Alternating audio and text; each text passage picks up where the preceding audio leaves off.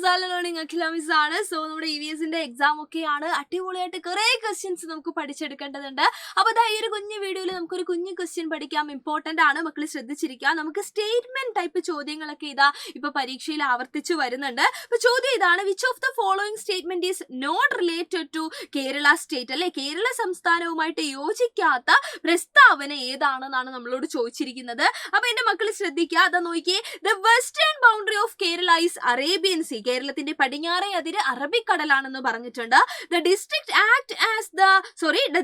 At the southern end of Kerala is Thiruvananthapuram, കേരളത്തിന്റെ തെക്കേ അറ്റത്തുള്ള ജില്ല തിരുവനന്തപുരമാണ്.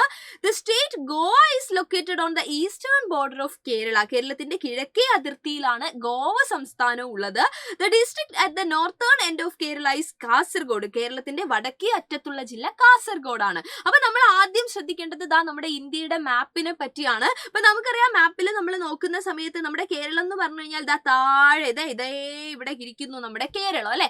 അപ്പൊ കേരളവുമായിട്ട് ബന്ധപ്പെട്ട ആദ്യത്തെ പ്രസ്താവന എന്ന് പറയുന്നത് അറേബ്യൻ സീ, അതിന്റെ പടിഞ്ഞാറേ അതിർത്തി എന്ന് പറയുന്നത് അറേബ്യൻ സീ ആണ്, അറബിക്കടലാണെന്ന് പറഞ്ഞതായിരുന്നു. അത് സത്യമാണ്, അല്ലെ. നമുക്കറിയാം ഈ വശം എന്ന് പറയുന്നത് പടിഞ്ഞാറല്ലേ, വെസ്റ്റേൺ സൈഡ് അല്ലേ. അപ്പൊ അവിടെയുള്ള അതിർത്തി എന്ന് പറയുന്നത് അറബിക്കടലാണ്. അപ്പൊ ആ സ്റ്റേറ്റ്മെന്റ് ശരിയാണ്.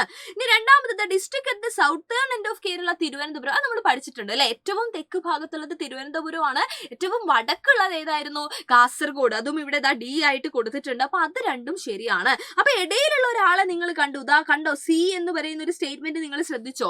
The state Goa is located on the eastern border, അല്ലെ, അതായത് കേരളത്തിന്റെ കിഴക്കേ അതിർത്തിയിൽ ഗോവയാണെന്ന് പറഞ്ഞിട്ടുണ്ട്. അപ്പൊ നിങ്ങൾ ഇതാ കേരളത്തിനെ നമ്മളിവിടെ മാർക്ക് ചെയ്തു, അല്ലെ. എന്റെ മക്കള് ഗോവ സംസ്ഥാനം കാണുന്നുണ്ടോ? ഇവിടെ ഇതാ ഒരു കുഞ്ഞു കാളെ കണ്ടോ നിങ്ങൾ? ഇതാ ഇവിടെയായിട്ട് കിടക്കുന്നേ കണ്ടോ നിങ്ങൾ? ഇതാണ് ഗോവ, അല്ലെ. നോക്കി, കേരളവുമായിട്ട് ഗോവ അതിർത്തി പങ്കിടുന്നുണ്ടോ? ഇല്ല, കിഴക്കേ അതിർത്തി എന്നല്ല ഒരു അതിർത്തിയും, അല്ലെ. ഇത് എന്ത് ചെയ്യുന്നില്ല, പങ്കിടുന്നില്ല. അതിന്റെ തൊട്ടടുത്തല്ല ഇത്. ഇവിടെ ഇതാ കർണാടകയുണ്ട്, അതുപോലെ തന്നെ ഇവിടെ ഇതാ തമിഴ്നാടും ഉണ്ട്, അല്ലെ. അത് രണ്ടുമായിട്ടാണ് അതിർത്തി പങ്കിടുന്നത്. സോ ഇതാ ഗോവ നമുക്ക് അങ്ങനെ പറയാനായിട്ട് പറ്റില്ല. അതുകൊണ്ട് തന്നെ ഇതാ ഇതാണ്, അല്ലെ. ഞാൻ ഇവിടെ ഒന്ന് ഹൈലൈറ്റ് ചെയ്യാം. ഇതാണ് ഇവിടെ എന്ത് തെറ്റായിട്ടുള്ള ഒരു പ്രസ്താവന എന്ന് പറയുന്നത്. അപ്പൊ കൃത്യമായിട്ട് ഇതാ മാപ്പുമായിട്ട് ബന്ധപ്പെട്ട കാര്യങ്ങൾ എന്റെ മക്കൾ പഠിച്ചു വെക്കണം, വളരെ ഇമ്പോർട്ടന്റ് ആണ്. അങ്ങനെയാണെങ്കിൽ ഇതാ അടുത്തൊരു ചോദ്യം കൂടെ ഉണ്ട്. തന്നിരിക്കുന്നവയിൽ ഏതാണ് ശരിയായിട്ടുള്ളത്, അല്ലെ. Which one of the following is correct എന്ന് ചോദിച്ചിട്ടുണ്ട്. നമുക്കറിയാം, ഡയറക്ഷൻ വരയ്ക്കുന്ന സമയത്ത് നമ്മൾ എപ്പോഴും പറയാറുണ്ട്, അല്ലെ. എങ്ങനെയാ വരയ്ക്കുക? നമ്മൾ ഏറ്റവും ടോപ്പില് നോർത്ത് ആണ്, താഴെ സൗത്ത് ആണ്, ഈ ഭാഗം ഈസ്റ്റ് ആണെങ്കിൽ ഇപ്പുറത്തെ സൈഡ് എന്താണ്, വെസ്റ്റ് ആണ്, അല്ലെ. അപ്പൊ ഈ തന്നിരിക്കുന്നതിൽ ഇതാ ഇവര് മാത്രം, ഞാൻ റൗണ്ട് ചെയ്യുന്നുണ്ട്, ഇദ്ദേഹം മാത്രമാണ് ഇവിടെ എന്ത് കറക്റ്റ് ആയിട്ട് കൊടുത്തേക്കുന്നത്. ബാക്കി എല്ലാം എന്താണ്, റോങ് ആയിട്ടുള്ള ആൾക്കാരാണ്, അല്ലെ. അപ്പൊ കൃത്യമായിട്ട് ദിശ അടയാളപ്പെടുത്താനും എന്റെ മക്കള് പഠിച്ചിട്ടുണ്ടായിരിക്കണം. അപ്പൊ മക്കളെ 4ാം ക്ലാസ്സിലെ എക്സാം ഒക്കെ കഴിഞ്ഞു കഴിഞ്ഞാൽ പിന്നെ ഇതാ EVS എന്നും പറഞ്ഞുകൊണ്ട് മിസ് നിങ്ങളെ മുമ്പിലേക്ക് വരില്ല. പിന്നെ നിങ്ങളെ കാണണമെന്നുണ്ടെങ്കിൽ നമ്മുടെ പൃഥ്വി ബാച്ച് ഉണ്ട്, അല്ലെ. നമ്മുടെ എന്താണ് 5ാം ക്ലാസ്സുകാർക്ക് വേണ്ടിയിട്ടുള്ള സ്പെഷ്യൽ ആയിട്ടുള്ള ഓൺലൈൻ ട്യൂഷൻ ബാച്ച് ആണ് നമ്മുടെ പൃഥ്വി ബാച്ച് എന്ന് പറയുന്നത്. അപ്പൊ പൃഥ്വി ബാച്ചിലാണ് നിങ്ങൾ എന്ത് ചെയ്യേണ്ടത്, ജോയിൻ ചെയ്യേണ്ടത്. ഇപ്പൊ ജോയിൻ ചെയ്യുകയാണെങ്കിൽ 10% ഡിസ്കൗണ്ട് കിട്ടുന്നുണ്ട് നിങ്ങൾക്ക്. അതോടൊപ്പം തന്നെ ലക്കി ആയിട്ടുള്ള ആളുകൾക്ക്, തിരഞ്ഞെടുക്കപ്പെടുന്ന 5 പേർക്ക് ഒരു സ്മാർട്ട് വാച്ചും കൂടെ ഉണ്ട്. അപ്പൊ എന്റെ മക്കൾ ചെയ്യേണ്ടത് ഈ ഒരു നമ്പർ നിങ്ങൾ എന്ത് ചെയ്യുക, നിങ്ങളുടെ പാരന്റ്സിന് പറഞ്ഞു കൊടുക്കുക, അല്ലെങ്കിൽ അവരെ വിളിച്ചുകൊണ്ട് നിങ്ങൾ കാണിച്ചു കൊടുക്കുക.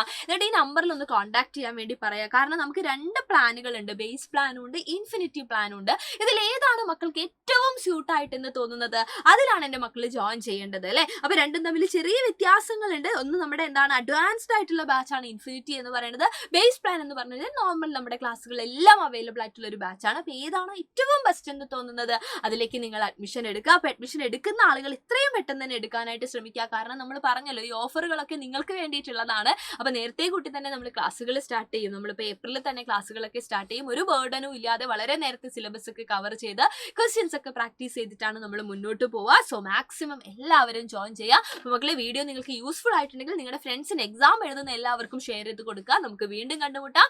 Thank you so much and by.